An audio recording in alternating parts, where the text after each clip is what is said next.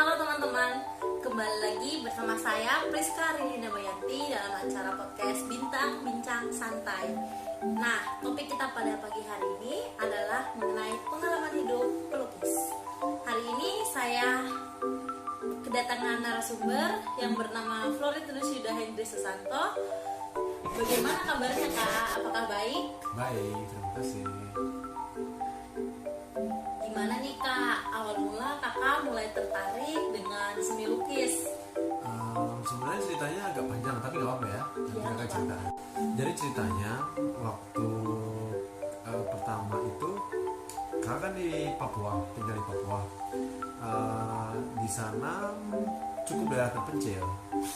Jadi karena orang tua kakak itu waktu itu mengajar, jadi ibu kakak itu sering bawa kertas sama pensil. Ya waktu itu mungkin sekitar SD kelas 3 kami pindah di Papua Barat tepatnya. Dan hari-hari itu ya cuma di sini menggambar, habis itu belajar seperti itu. Karena memang di sana tidak ada apa-apa ya, maksudnya hal yang menarik juga tidak ada. Waktu itu teman juga masih sedikit, jadi karena kebiasaan itu mulai biasa menggambar.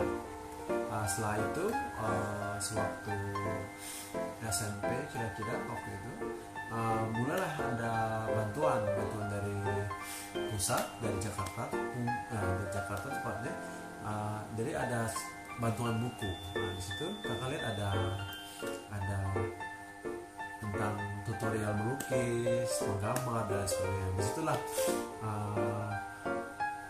bakat kakak itu mulai diasah dengan baik ya, dengan baik. Terus habis itu datang lagi buku yang kedua dari bantuan juga dari pusat waktu itu, dan ada termasuk ada alat untuk melukis gitu. Jadi ada alat melukis. Sebenarnya alatnya catnya pun sederhana, tapi itu cukup membantu ya untuk orang yang pengalaman. Nah disitulah mulai kakak menggoreskan kuas di atas kanvas seperti itu. Nah setelah itu mulai tekun melukis itu SMA.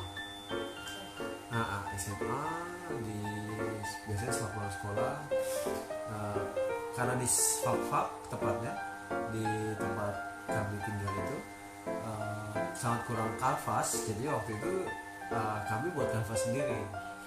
Buat kanvas sendiri? Iya, buat kanvas sendiri pakai kain mori sama lem fox. Habis itu dikasih spanduk, bikin sendiri. Terus dari media itulah kakak mulai melukis satu persatu. Ya seperti itu ya kira-kira. Menarik sekali ya, kanvasnya dibuat sendiri. Nah perlu teman-teman tahu, tempat kakak ini tinggal di kota Fak. Fak itu sendiri di Papua Barat. Nah kotanya berdekatan dengan kota Sorong yang terkenal dengan Raja Ampat ya. Oke. Benar sekali. Nah kakak mulai menekuni melukis ketika kelas 3 ya? Iya. Mulai menekuni melukis hingga sampai sekarang? Sekarang masih melukis ya, masih melukis. Tapi karena sekarang lagi di Papua dan kebetulan galeri yang di Jogja, iya. Jadi untuk sementara ini lagi liburan. Ya lagi liburan. Itu maksudnya liburan. Oke. Jadi liburannya sekalian mencari inspirasi yang di Papua. Iya, sebenarnya betul. Itu termasuk tujuan saya ya. Saya ke Papua itu pengen mungkin melihat pemandangan, melihat situasi kota Papua dulu dan sekarang. Jadi seperti itu. Mencari inspirasi, oke. Dan jalan-jalan juga. Iya, jalan-jalannya penting. Ya. Nah, kakak kan mulai melukis sejak SMP hingga kuliah hingga sekarang ya. Nah, gimana sih kak cara kakak membagi waktu antara sekolah, terutama pendidikan ya, terus pekerjaan? Bagaimana cara kakak membagi waktu?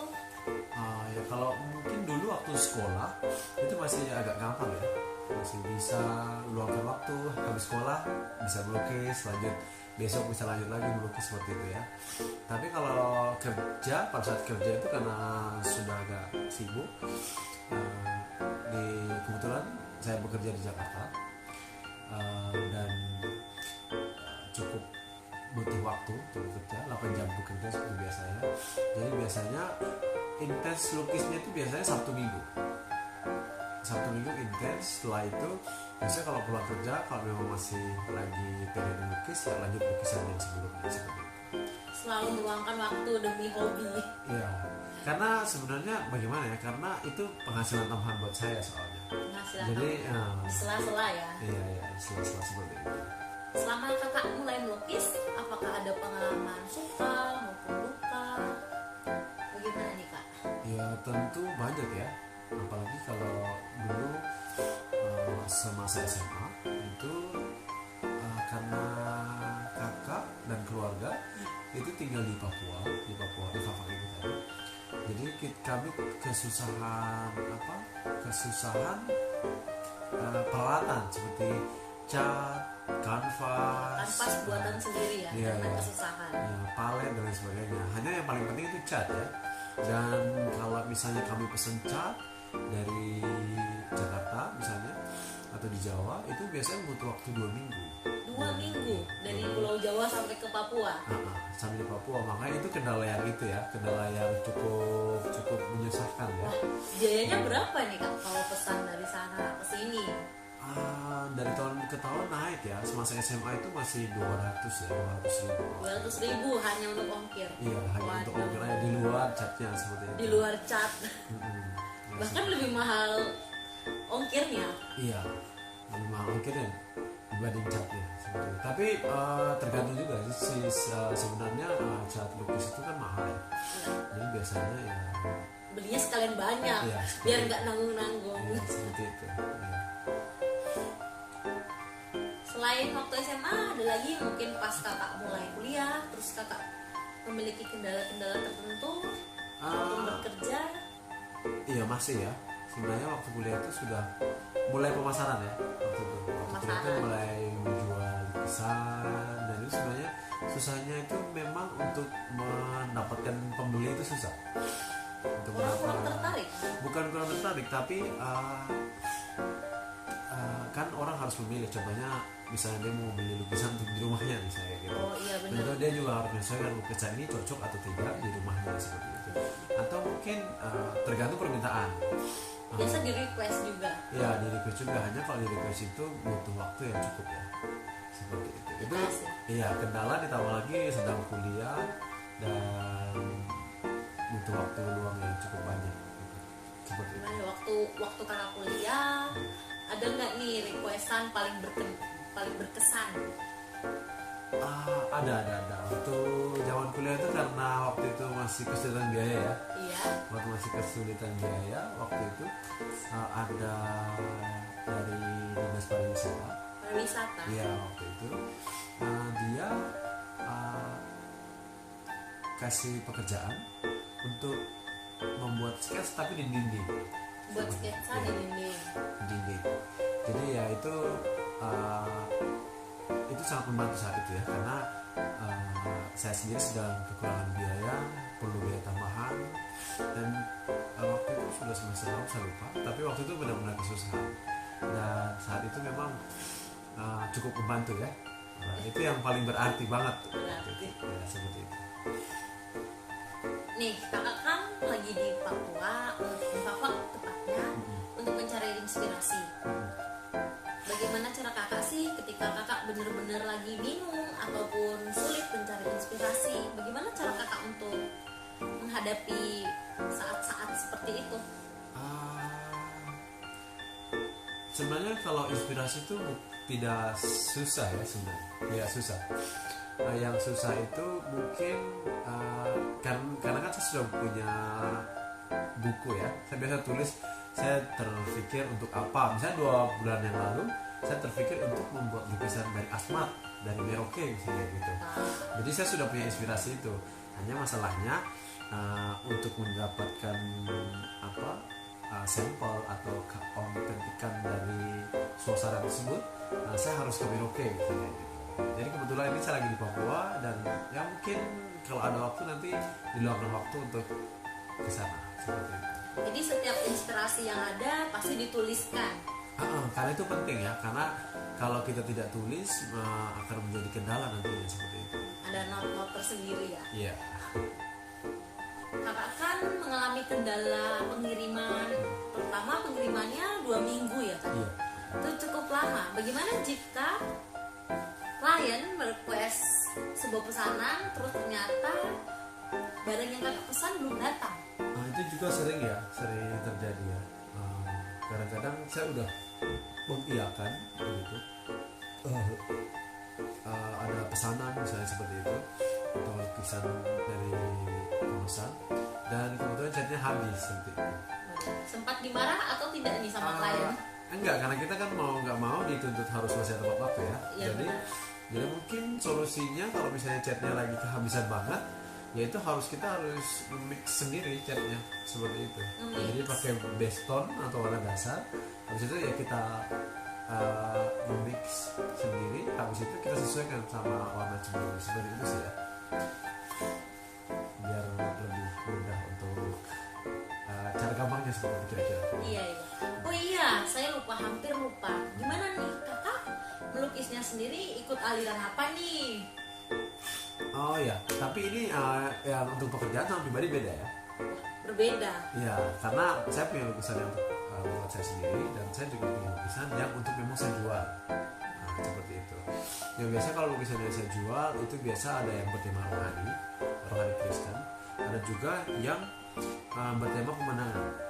Itu yang saya jual. Di luar request dari pembeli ya, seperti itu. Tapi kalau untuk yang pribadi, saya tidak tahu ya secara range waktu itu saya perspektifnya berubah-berubah. Jadi saya masih ingat waktu SMA sampai kuliah itu saya suka realis. Ya, suka realis. Setelah itu entah mengapa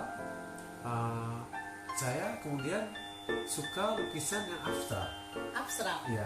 Berpindah ya, mungkin karena komunitas di Jakarta ya, karena mungkin banyak teman-teman dan itu meracuni pikiran kita, mempengaruhi selera kita. Jadi entah mengapa selera itu membuat sesuatu yang tersendiri dalam diri saya seperti itu.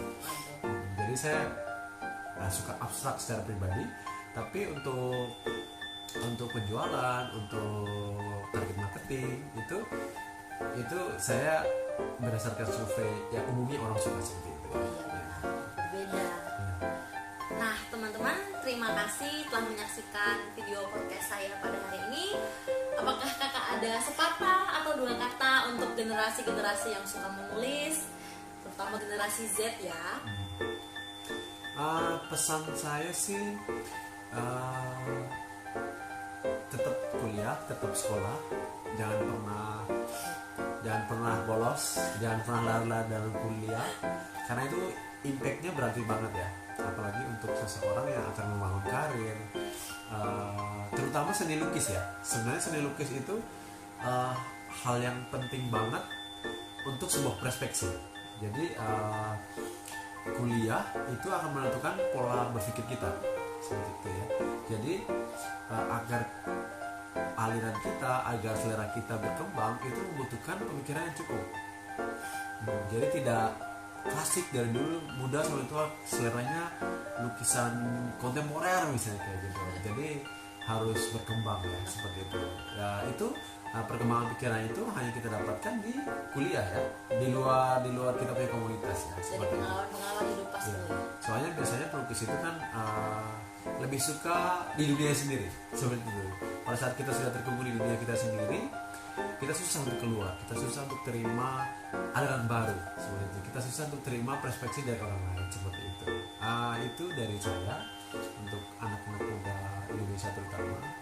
Dan ya intinya harus tetap kuliah ya. Kuliah harus tetap semangat utama. Kuliah ya, itu utama. Itu. Oke, baik, terima kasih kepada Kak Flo. Sampai jumpa lagi teman-teman. See you.